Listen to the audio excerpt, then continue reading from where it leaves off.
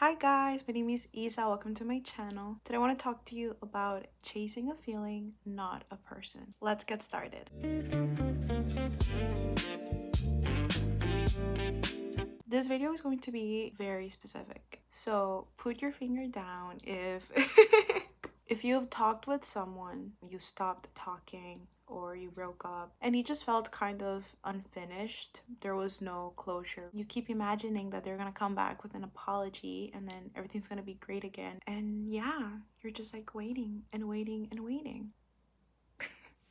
I'll be completely honest, I feel like this is pretty much me taking you alongside my journey of self-reflection. I feel like I'm very relatable, so this might be really helpful for you guys because I feel like it was really helpful for me. Once upon a time, I talked with a guy and we expressed how much we liked each other and everything. Next thing I know, everything's going great, but then it isn't going so great, so he's like giving me excuses. Then I found out something that he did that I was like, okay, no, that's enough, bye bye. But I'll be completely honest, I spent, I think, weeks, and that's me being really nice with myself, I spent weeks waiting for him to come back. And I want to talk a little bit more about that because that behavior is not specific to that one experience I had. I feel like whenever I have something very unfinished, something that I don't really know why things happened the way that they did, I keep waiting for them to come back. It's not the first time, it wasn't the last, and I just want to break the cycle. Something that I very vividly remember when I was starting to wait on him, basically, I was angry. And at first I didn't understand why I was so angry, but then it clicked. When I was talking with him, I felt really happy. I felt excited about life. I genuinely felt like everything I could say about myself, he would like. And it's not from like a narcissistic standpoint. I think liking myself and just like loving myself is relatively new to me because I spent most of my life hating myself and just thinking everyone was going to hate me and never accept me. So experiencing someone who likes me feels very validating, and it's not like I'm asking them for their validation, but it does feel validating. I'm not gonna lie, I liked kissing him as well. I liked our conversations. I just felt really happy. I think I'm just gonna summarize it down to I felt really happy, and it was the kind of emotion that I wouldn't normally feel. So when we stopped talking, I became angry because I was no longer feeling that euphoria. I was feeling lonely, rejected, I dare say even abandoned. So I was feeling so negative and I thought it was his fault. And I was like, I just want him to come back and apologize so that I can be that version of myself that was happy, excited, and felt desired and was just experiencing all the positive feelings. That's what I want to unpack in this video because for the longest time, I thought that I was waiting for him to come back because I liked him and because he was amazing with me, which he wasn't really anything out of the ordinary, to be honest. But in reality, I wasn't chasing him as a person. I was chasing the feeling that I experienced when I was with him. I just wasn't able to differentiate it. I do want to mention, if this has been you where you get like angry at that person or you even feel disappointed at how things ended, that is you grieving the loss of you feeling that way. I was so angry, not because I hated him or because I was holding a grudge, but because that was my way of grieving that version of myself that I wanted to keep being and I just didn't know how to. Now, I want to move on to having that apology. The reason why I would imagine him or wanted him to come back and apologize isn't because I wanted him to be humiliated or be on his knees and do this and do that. No, I wanted him to apologize because that is the only way where taking him back isn't disrespectful. Let's say a guy treats you poorly. Let's say he ghosts you. He comes back a few weeks later, doesn't acknowledge that he ghosted you. He just kind of like pretends that didn't happen and sneaks his way back into your life. No apology whatsoever. I personally believe that taking that back is disrespectful. On the other hand, you have someone who ghosted you, who left, but then when they come back, they're like, you know what? I acknowledge what I did. It was really wrong. You didn't deserve that. I know that I hurt you. I want to be back into your life. That one feels more respectful because this person is acknowledging your feelings and it doesn't put you in a position where you have to ignore your feelings as well to accept this person back. After this reflection, I feel like both of them are disrespectful, to be honest. Even if they apologize, I just strongly believe now that if someone treated me poorly, I just don't want to give them that much access into my life. And I will explain that a little bit more. But I want to talk about that idea of I want this person to apologize. That is the only way that I'm going to take this person back, is if they come and they take accountability, they validate my feelings, and they apologize. The apology is serving two functions in that scenario. So number one is repairing that relationship, which is the obvious one. But number two, it is giving you a way for you to accept that person back into your life without abandoning yourself. That being said, an apology is not sufficient. An apology is just them acknowledging what happened and how you felt and how it was wrong. Because he can promise one thing, but then do a complete opposite. So if you're desperately waiting for that person to apologize so that you can feel good about yourself and you can feel like you're respecting yourself, let me tell you, respecting yourself isn't just looking for an apology, but it's listening to your body. And I'm going to share an example so that you understand a little bit better what I mean with why an apology is not enough. So I'm going to talk about my ex-boyfriend, which I try not to be honest. I prefer talking about my situationships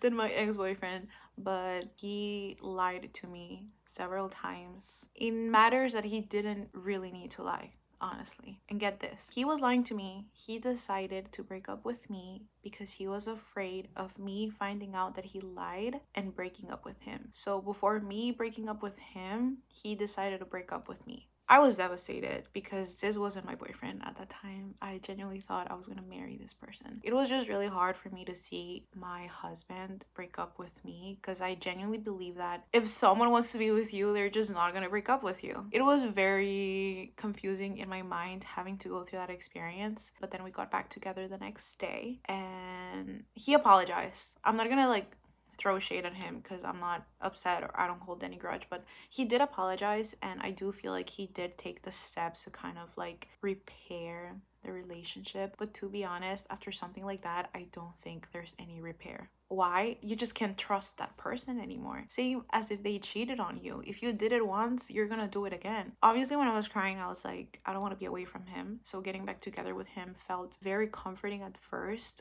but you have to realize I got back together with someone that I didn't trust. I was originally dating someone that I trusted and that would never break up with me, but then I got back together with someone who already broke up with me. So those are two different people. I spent the remaining of our relationship anxious. I was constantly waiting for him to break up with me. I think for the first few weeks, I was just crying every night. I just didn't really feel good. I didn't know that it was me telling myself, I don't trust this person anymore. I don't feel safe with this person. At the end of the day, I truly feel like an apology is not enough. And I started reflecting on my past experiences, even after my ex-boyfriend, the guys that I've talked with, that it just kind of ended very blurry. I had to make a lot of assumptions basically on what happened and why it happened. But I asked myself, what if they have the perfect apology? They hit every bullet point.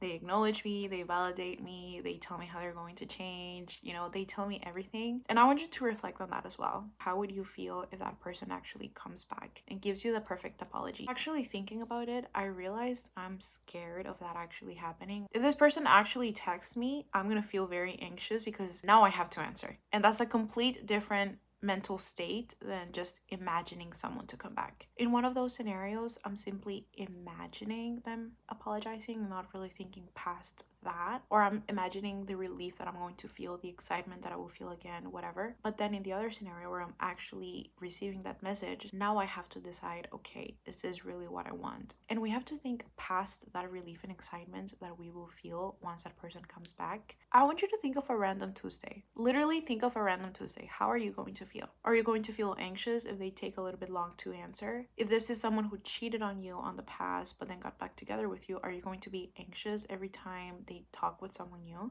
And I think a great example would be Samantha from Sex and the City. She was dating Richard and he cheated, so they broke up. And he did so much to get her to forgive him. And then we see Samantha running around. She couldn't even wait for the elevator. She had to run up the stairs because the elevator was taking too long and she had to see if that guy was cheating on her again. That's what I want you to think about. How is it actually going to be dating this person again, even if they apologize, even if they come back? And that's what I'm thinking on. I'm actually not excited for them to come back into my life. In fact, I don't even want an apology anymore just thinking about it. I don't want to give someone who treated me poorly more access. It just doesn't seem fair for me, to be honest. I personally don't hold any grudge, like I don't hate anybody, but just the idea of giving someone access after they already had access to me and they decided to treat me a certain way, that just doesn't sound right. And because I love Love Island, I want to drop a quote.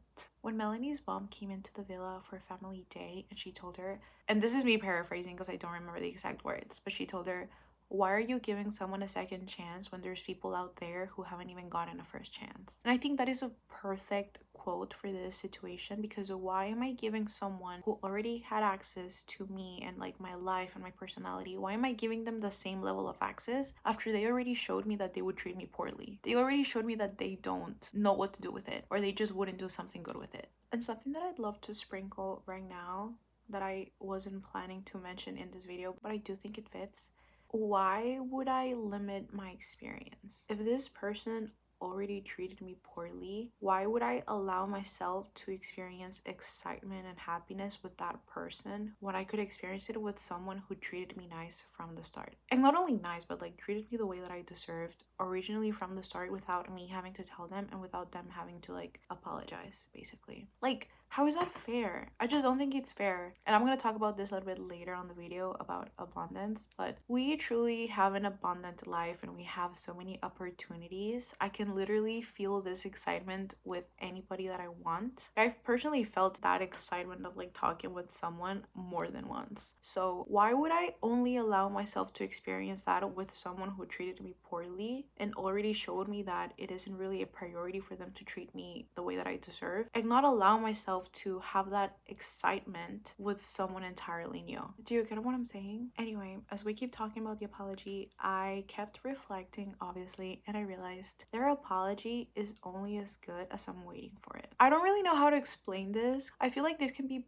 very messy to explain without giving an example, so bear with me for this whole section of the video. There's a movie at 8 p.m., okay? There's a movie at 8 p.m. For some reason, you think this person is going to pick you up at 7:30. Mind you, they didn't tell you directly that they would pick you up at 7:30. So you're getting ready, 7 p.m., haven't heard anything from them. 7:10, nothing. 7:20, you're starting to think, should I order an Uber? Like, should I get a taxi? But what if this person comes and picks me up? In this situation, since it's like an example of what's happening emotionally, I personally want to stay there and wait just in case this person comes and picks me up, because I feel like I would miss out if this person comes and picks me up but I already took a taxi and there's gonna be nobody there for them to pick up. So it's 7:20 and you're like, nah, I'm gonna wait for them. It's 7:30, still no text, no call, and you're too shy to call. That's me. You'll never see me text them. 7:40, you're like already late, but you're still thinking, no, this person, they're gonna pick me up. I don't want to be rude. 7:50, you're still waiting. 8 p.m., the movie's starting right now, but you're thinking, maybe they're running late. Let me wait for them. Maybe they're running late. 8:10, they're not here. They're not picking you up. You miss the movie. That's what happens when you wait for someone to come back. You miss the movie. You miss out on your life because that's what you're not doing. You're emotionally committed to this person or how you felt with this person that you are not moving on, because if you were moving on, you wouldn't be waiting for them to come back. And waiting for them to come back can look differently. Can look like you constantly thinking about it and not entertaining anybody else romantically. Like you're not talking to any other person. You don't want to date anybody else because you're still thinking of this person and you're still hoping that they're gonna come for you. But then it could also be you're not talking to anyone romantically because nobody has really talked to you romantically, but you're not really moving on. Like you're not really thinking about your future a different way. You're still imagining your future with that person. You're not doing any personal projects because you're waiting for this person to come for you. And I personally hate that I relate to that, because I feel like I just want to know if this person is gonna come back. If this person is gonna come back, a part of me wants to stay, because I would love for this person to come back, apologize, and for me to feel that excitement again. I would personally hate if I move on, because once I move on, guys. If I move on and this person comes back into my life, I'm not gonna be there. They're not gonna find me. Like, I'm gonna take that Uber. I'm gonna be in the movie theater watching my movie, and this person is gonna be waiting for me to come out, but they arrived late. And this is what I visualized when I reflected on, what if this person comes back into my life, but I've already moved on? I'm not emotionally committed to them. I can visualize myself watching a movie, being so invested in the movie, having someone call out my name, and I'm just like, Yeah, later. Let me watch my movie. That.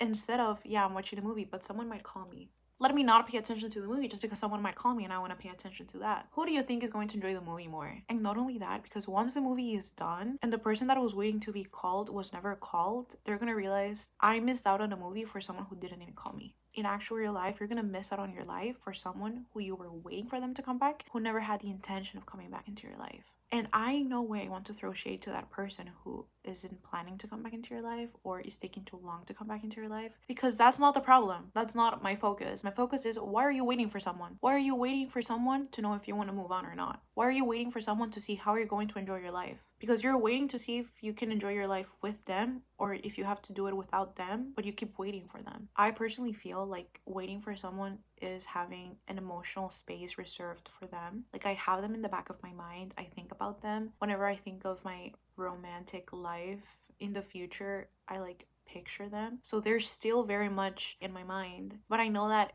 if I'm no longer thinking of them, if I'm no longer thinking that they're gonna come back, if I'm no longer imagining my future with them, I'm gonna move on. I'm gonna forget about them. I'm not gonna care if they come back and apologize. I mean, if they come and apologize, I'm gonna be happy for them just for their emotional development and their growth, but it's not gonna do anything for me because I've moved on. I just want you to realize you just don't know if that person is gonna come back. When I put it in that example, I just want you to focus on how ridiculous it is for you to make your plans based on someone who didn't even give you confirmation, you know? Like, this person never really told you, yeah, I'm gonna come pick you up. You just think they're gonna come pick you up. You're just hoping that they're gonna come and pick you up. And based on your hope and based on your assumption, you move a certain way instead of taking the Uber or even going with your friends to the movie theater and enjoying that movie by yourself or with your friends, because you're waiting on someone who's just not even interested in watching the movie with you.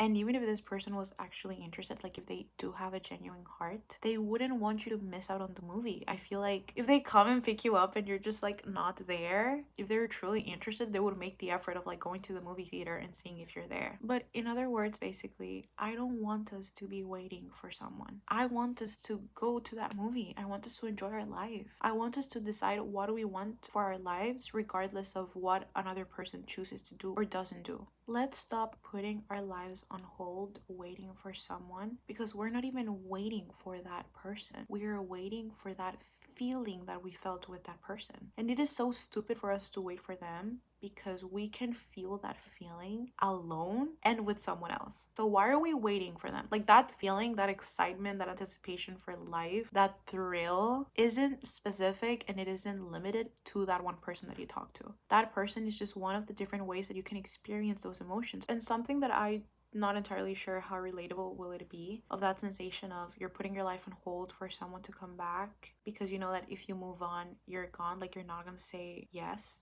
if they come back, and that's something that you're afraid of. What if you're able to move on without making a definitive decision? I feel like it's very unfair for us to make a decision so strict and so firm when we don't have all of the information. So instead of waiting for someone just because we don't have all of the information, what if we move on and we just trust ourselves that we're gonna make a good decision if something new pops up? So for example, I let myself go to the movie theater. I go alone and two things can happen. You know, I watch the whole movie alone. That person never came for me. Or I'm in the movie theater and the person comes and they sit next to me, or they're like standing next to me and they tell me like, can I join you? I want to be able to trust myself in that scenario and be like, I know that I'm gonna make a decision that aligns with how I feel and what I want for myself in that moment. I will only know how I will feel until I am in that moment. So why don't I just allow myself to make that decision until I am there? So instead of saying I'm gonna move on with my life and forget about them, why don't we just focus on what we want and all the different ways that we can experience those emotions? And if that person happens to come back into our lives, we can decide if we want them. Because just thinking about it, you know, if I happen to make my life so exciting that my anticipation doesn't only come from my romantic experiences, but it comes from my daily life or all the different projects or plans that I have for myself. If all of that is so exciting and so fulfilling, and this person comes back and apologizes and tells me that they want to be back in my life, I don't know about you guys, but they would have to bring more than just excitement for me to reconsider them. This person has to make me more than just excited over their text for me to be like, you know what? Yeah, you're worth adding into my life. I already have excitement everywhere else in my life. What are you bringing that I don't have or that would pair well with all of this that I have? Because someone can give you excitement, anticipation, make you feel desired, but they could still not bring you safety, consistency, emotional intelligence, commitment. You have to make your life so exciting, and you have to give yourself everything you think the other person was giving you, to the point where you don't need anybody else and you don't miss anybody else, because believe me, you miss the feeling, not the person. I want to ask you, when was the last time that you felt all of that excitement, all of that anticipation, that wasn't in a romantic sense? I will give you my list just in case it's easier for you. So, I have a trip in 2 weeks. I'm very excited about that. I had a trip a month ago, and it was like a really quick trip. Like, it was just like a 2 day kind of trip, but I went to Rosalia's concert. If you don't know me or you don't know Rosalia, she's like my favorite artist. I did 4 tattoos just like inspired of her music. Like, I love Rosalia so much. I went to her concert. I graduated. I got a new job. I celebrated the first anniversary of my podcast. And that has just been the last 3 months of my life. I feel like I have had such like exciting moments that I'm like, I don't really miss anybody. It's pretty exciting to be me and just live my life. And I don't want to pretend that this is my life every day, because it's not. There have been months in the past where I don't do anything and I'm like fully depressed. And the only thing exciting for me is thinking about the last guy that I talked with, or thinking that he's gonna come back. I just feel really blessed that I'm able to have these different experiences that make me excited about life. I want to be excited over hanging out with my friends. I want to be excited over going to the gym, trying out a new outfit, trying out a new hairstyle. And something specific for me is having this podcast. I get excited every time I think about what I want to talk about, because it's not only, okay, I want to talk about relationships. I have to journal it, and it has to fully resonate with me for me to feel comfortable to record it and like share it with you guys. So I get to feel that excitement whenever I have a message, whenever I'm able to record it, whenever I finish editing, and when I post it. It just gives me this sense of accomplishment every single week. So that is something more frequent than feeling excited every time I travel. But I want to get excited every time I go to the gym, and I can make that exciting by listening to new playlists every single workout, wearing cute outfits to the gym, having a workout partner, trying out different workout classes. Like, one day I can do Pilates, another day bar, another day yoga, another day Lagree, kind of like trying different things just to make it exciting, just to make my ordinary life a little bit less ordinary. And guys, I truly just want you to meditate and dwell on how abundant life is. It is so abundant, it just makes no sense for you to be waiting for someone to make you feel a certain way. And it's not that they're making you feel a certain way, you're just allowing yourself to feel excited when you're with them. So you just have to learn how to let yourself be excited in different scenarios in your life. But think about it. There's so many foods you can try, so many books you can read, so many movies you can watch, so many people you can talk to, so many people you can date, so many people you can be friends with, so many things you could paint, so many things you could write, so many places you could travel to, so many things you could learn, so many people you could love, so many people you could hate. So many makeup looks you could try, so many things you could record, so many things you could learn about yourself as well, so many outfits you could try, so many stores you could go to, even if you don't have a lot of money, like you can go thrifting, so many things you can learn how to cook, so many different nail styles you can do on your own nails, so many languages you can learn. Like, there's just so many of everything. We're truly surrounded by so many options. There's so much abundance around us, and we are limiting ourselves to only experiencing a certain feeling with someone we just met a few days ago or weeks ago. There are hundreds of meaningful experiences and connections available to you. And your life deserves full participation regardless of what that person chooses. I don't want to think if this person is going to come back or not. I want to know how you're going to participate in your life. I want to know what you're going to write about, what you're going to record, what you're going to paint, what makeup look you're going to do. I want to know how you're going to be more active into your life, how you're going to make sure that you're intentional in all of the areas of your life, so that the romantic area is not the only area that's exciting, because that way your excitement is not dependent on if someone is talking with you or who is talking with you. It's actually dependent on yourself. How active do you want to be in your life? How intentional do you want to be in your life? Don't miss out on the movie, guys. Don't miss out on your life. Don't miss out on all the beautiful connections that you can have. And I'm not talking romantic connections. I'm talking your connections with other people in general. Your connections with yourself, with past versions of yourself, with future versions of yourself. I want you to feel so excited about your life. You don't even have time to wait for someone. You don't even have the mental capacity to reserve someone a seat. Don't waste your life waiting for someone who's not even planning to come back. As I said, I don't care if they come back or not. I care how you're going to be active in your life. This is your sign to move on from that person. This is your sign to book your next trip, to create a vision board and make a list of all the things that you want to try. This is your sign to buy a canvas and start painting, to get a sewing machine and start making your clothes. This is your sign to drop a song if you like singing, or start singing lessons or dancing lessons. This is your sign to try something new for yourself and take charge of your life. If you've been asking for a sign, this is it. And if you haven't asked for a sign, pause this video, ask for a sign, and this is it. If you enjoyed this episode, make sure to like, comment, and subscribe. I hope you enjoyed my bangs. I don't know. I feel like I love curtain bangs, but then when they're on me, I'm like, am I doing it right? I hope I did. If not, I hope my makeup was so cute that it kind of like compensated for it. Anyway, bye!